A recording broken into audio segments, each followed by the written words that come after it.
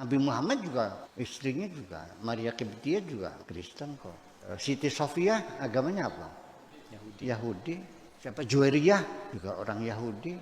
Masuk Islam enggak? Iya enggak. Silakan kesimpulkan saja agamanya apa. Tidak mau dimandu dan mengkonsultasikan wahyu itu dengan seorang pendeta. Jadi agamanya apa? Pernyataan bahwa Ummahatul Mukminin ada yang beragama Nasrani atau beragama selain Islam itu sangat tidak benar. Semuanya telah masuk Islam, menjadi bagian daripada orang-orang beriman menurut kesepakatan seluruh para ulama dari berbagai macam mazhab. Berikut ini adalah sebagian kecil dari data yang kami sampaikan sebagai sanggahan. Yang pertama adalah tentang Ummul Mukminin Khadijah. Tentang keimanan beliau itu adalah hal yang sangat terang benderang. Ulama sepakat menyatakan bahwa beliau adalah wanita pertama yang beriman kepada Rasulullah SAW. Di antara dalilnya adalah ketika Rasulullah SAW bersabda tentang Khadijah, "Qad amanat bi idh kafara bin nas wa saddaqatni idh kadzabanin nas." Dia telah beriman kepadaku ketika orang-orang kafir kepadaku, dan dia telah membenarkanku ketika orang-orang mendustakanku. Kemudian tentang Mariatul Qibtiyah telah disebutkan dalam berbagai macam kitab sejarah bahwasanya ketika Mariatul Qibtiyah dan saudarinya dikirim dari Mesir ke Madinah, Rasulullah SAW mendatanginya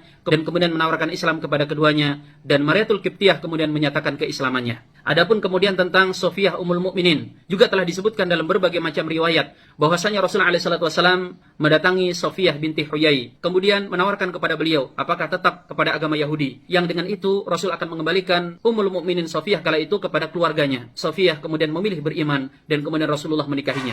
Dan riwayat selanjutnya menyebutkan ketika Rasulullah SAW telah sampai di Madinah, beliau menyelenggarakan sebuah acara walimah untuk pernikahan beliau dengan Sofiyah. Maka kemudian ketika Aisyah datang, Rasul bertanya, "Apa pendapatmu, hai Aisyah?" Aisyah dengan rasa cemburunya menjawab, "Dia hanyalah seorang wanita Yahudi." Maka Rasulullah sambil tersenyum berkata kepada Aisyah, "Tidak, wahai Aisyah, dia telah masuk Islam dan keislamannya menjadi baik." Adapun kemudian tentang Juwairiyah, nah ini di sini beliau sangat salah data, mengatakan bahwa Ummul Mukminin Juwairiyah ini beragama Yahudi. Ini sangat tidak sesuai dengan fakta, karena beliau berasal dari suku Mustalik, yang mana suku Mustalik ini adalah termasuk penyembah berhala, dan tentang keislamannya sebelum dinikahi oleh Rasulullah itu tidak diragukan lagi. Bahkan dalam riwayat diakui sendiri oleh Aisyah, meskipun beliau dilanda cemburu, beliau mengatakan tidak ada wanita yang lebih barokah daripada Juwairiyah, karena ketika dia masuk Islam, seluruh sukunya dibebaskan dan kemudian mereka berbondong-bondong masuk ke dalam Islam.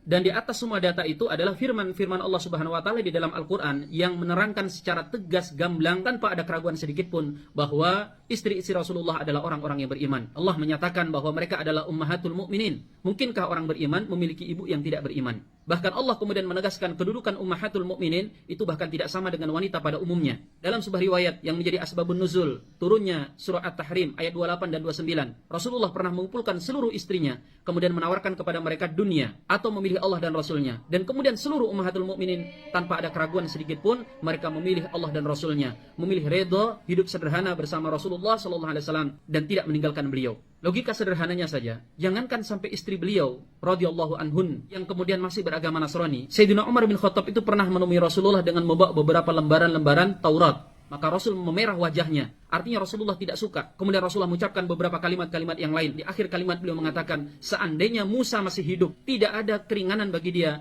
kecuali dia harus mengikuti syariat yang aku bawa. Mungkinkah kiranya ummahatul mukminin itu beragama Nasrani, mempertuhankan Nabi Isa, kemudian tidak menerima Rasulullah SAW sebagai seorang nabi, kemudian tidak menerima Al-Quran sebagai kitab suci, dan oleh Rasulullah tetap didiamkan? Tidak mungkin. Kalau jawabannya, mungkin saja ummahatul mukminin itu beragama Nasrani, tidak mempertuhankan Isa, menerima Rasulullah sebagai nabi, menerima Al-Quran, maka jawabannya kalau seperti itu adalah seorang muslim. Karena seorang muslim itu juga mengakui adanya Taurat, mengakui adanya Injil, mengakui Al-Quran, beriman kepada seluruh nabi dan rasul tanpa mempertuhankan satu pun dari mereka, dan kemudian beriman kepada Rasulullah SAW. Itu kata lainnya muslim. Karena muslim itu bukan tidak percaya kepada Yesus atau Isa. Kita beriman kepada beliau dengan segala mukjizatnya. Beliau adalah kalamullah, bisa menghidupkan orang mati. Beliau adalah seorang Mesias yang nanti akan diturunkan di akhir zaman. Satu-satunya yang tidak kita terima dari Nabi Isa adalah dia dinyatakan sebagai Tuhan atau anak Tuhan. Kemudian yang selanjutnya, para ummahatul mukminin itu melaksanakan sholat, mereka membayar zakat, mereka berpuasa di bulan Ramadan.